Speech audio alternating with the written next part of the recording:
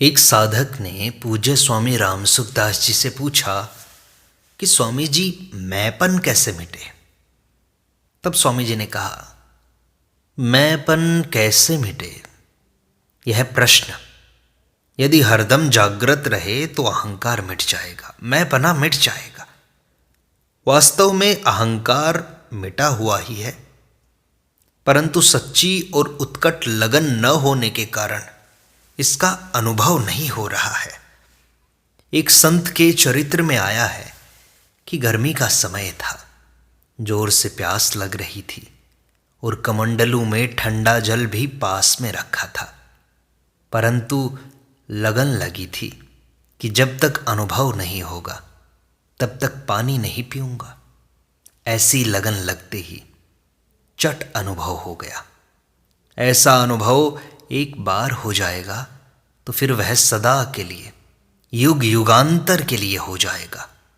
यज्ञात्वा न पुनर्मोहम एवं यास्यसि पांडवा। अहंकार को मिटाने के 3 उपाय बताए गए हैं। मैंपने को हटाने के 3 उपाय बताए गए हैं, ध्यान से सुनो। कर्मयोग, ज्ञान योग और भक्ति योग।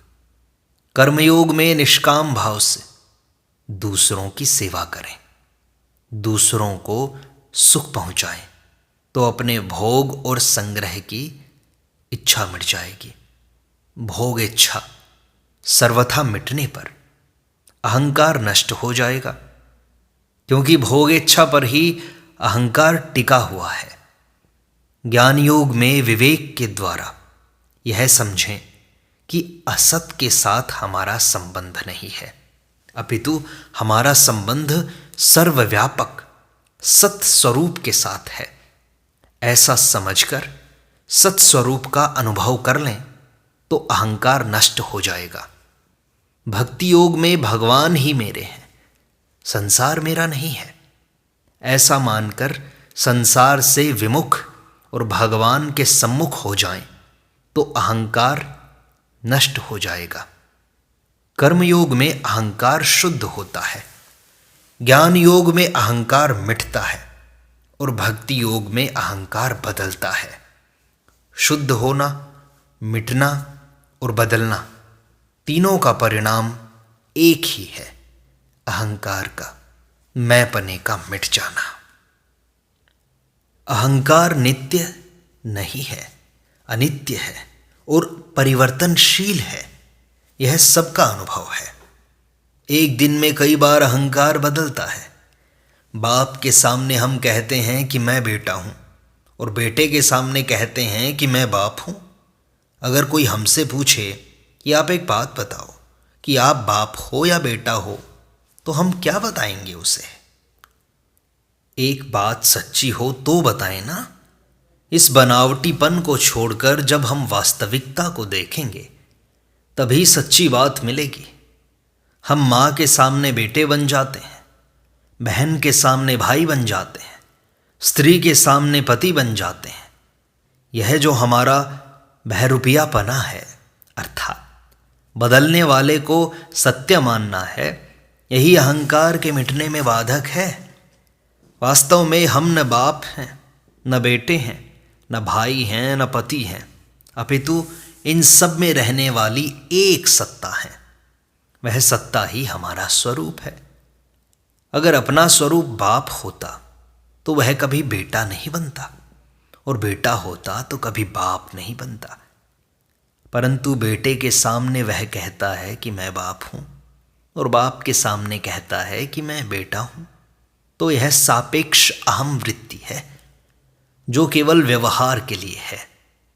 अहम वृत्ति कर्ता नहीं है, अपितु करण है। कर्ता अहंकार है।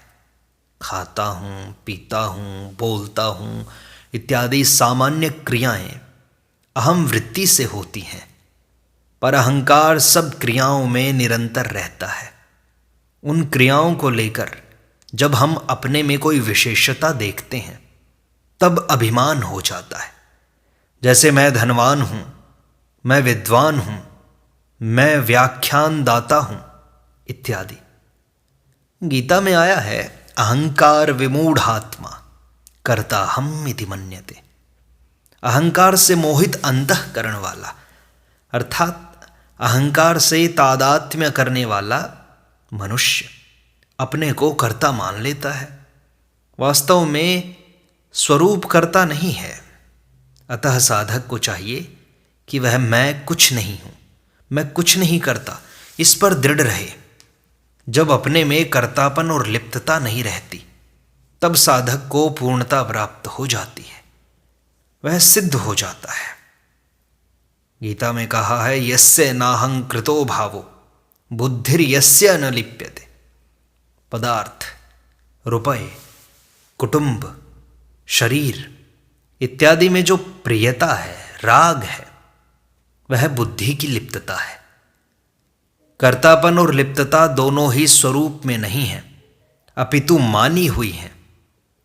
शरीरस्थोऽपि कौन्तेय न करोति न लिप्यते।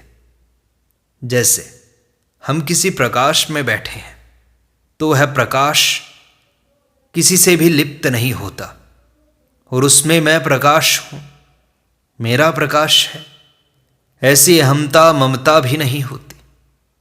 ऐसे ही संपूर्ण क्रियाओं को प्रकाशित करने पर भी स्वयं निर्लिप्त रहता है, वह क्रियाओं को प्रकाशित करता नहीं है, अपितु क्रियाएं उससे प्रकाशित होती हैं, अर्थात स्वरूप से उन क्रियाओं को सत्ता स्फूर्ति मिलती है। तादात्म्य से राग द्वेष, हर्ष शोक, चिंता भय, उद्वेग हलचल आदि विकार उत्पन्न होते हैं। अगर ये विकार न होते हों, प्रत्युत अपने में केवल एक देशीयपना दिखाई देता हो, यह भी साधक को असह्य होना चाहिए। कारण कि अहमता तो एक देशीय है, पर सत्ता एक देशीय नहीं है। जब सत्ता ही अपना स्वरूप है, तो फिर अपने में एक देशीयपना क्यों दिखाई देता है? ऐसा विचार करके साधक को संतोष नहीं करना चाहिए। इसलिए पूर्व संस्कार से अपने में अहंकार दिखाई दे तो साधक को ऐसा मानना चाहिए कि वास्तव में अहंकार आ नहीं रहा है, अपितु जा रहा है। दरवाजे पर आदमी आता हुआ भी दिखाई देता है और जाता हुआ भी दिखाई देता है।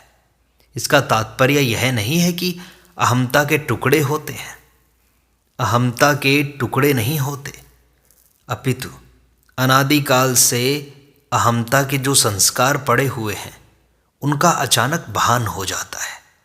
अतः उसको महत्व न देकर उसकी उपेक्षा कर देनी चाहिए और दृढ़ता से यह अनुभव करना चाहिए कि अपने में अहमता नहीं है। कारण कि अगर अपने में अहमता होती तो वह सुषुप्ति में भी रहती और अवस्थांतर अथवा देहांतर की प्राप्ति में भी रहती। जब प्रकृति का कोई भी कार्य स्थिर नहीं है, तो फिर अहमता कैसे स्थिर रहेगी? सोचो तो। अहमता हरदम बदलती रहती है, कभी स्थिर और कभी एक रूप नहीं रहती और न रह सकती है। परंतु जो प्रकृति से अतीत तत्व है, वह कभी बदलता नहीं, सदा स्थिर और एक रूप रहता है। अतः बदलने वाली वस्तु के साथ हमारा संबंध है ही नहीं। ऐसा दृढ़ता से अनुभव कर लेना चाहिए, क्योंकि यह वास्तविकता है। अब यह खोज करनी है कि मैंपन किस में है। यदि सत में मैंपन माने तो फिर मैंपन कभी मिटेगा नहीं और मनुष्य कभी निर्मम निरअहंकार हो ही नहीं सकेगा। मैंपन प्रकृति का कार्य है और सत तत्व प्रकृति से अतीत है। मैंपन प्रकृति में भी नहीं है, फिर प्रकृति से अतीत तत्व में कैसे होगा? सत तत्व इतना ठोस है कि उसमें टिकने वाले मैंपन की कल्पना हो ही नहीं सकती। यदि असत में मैंपन माने तो असत निरंतर परिवर्तनशील है, फिर उसमें मैंपन टिकेगा कैसे?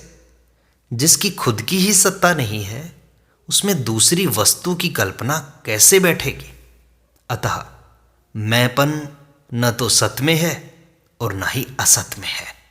सत और असत के संबंध में भी मैंपन नहीं मान सकते, कारण कि जैसे प्रकाश और अंधकार का संयोग नहीं हो सकता, ऐसे ही सत और असत का भी संयोग नहीं हो सकता।